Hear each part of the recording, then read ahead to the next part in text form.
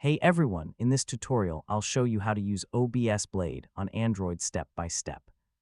If you want to manage your OBS setup from your phone, this guide will walk you through the basic process and what you need to get started. First, download and install OBS Blade on your Android device. Open your App Store, search for OBS Blade, and install the application. Once it's ready, open the app and continue with the setup. Next, you'll need to connect the Android app with OBS Studio on your computer.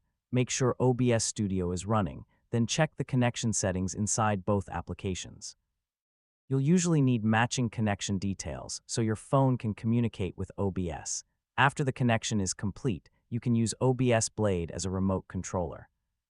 You can access different controls, switch scenes, monitor your setup, and manage OBS actions directly from your Android device. Pretty useful, especially when you're away from your computer. Before using it for a live stream or recording, test the connection first. Check that your commands respond correctly and that OBS updates properly when you make changes from your phone. If something doesn't work, revisit the connection settings and try again. And that's how to use OBS Blade on Android. Once everything is connected, it gives you a simple way to control OBS without staying at your desk. So explore the available features and customize the setup that works best for you.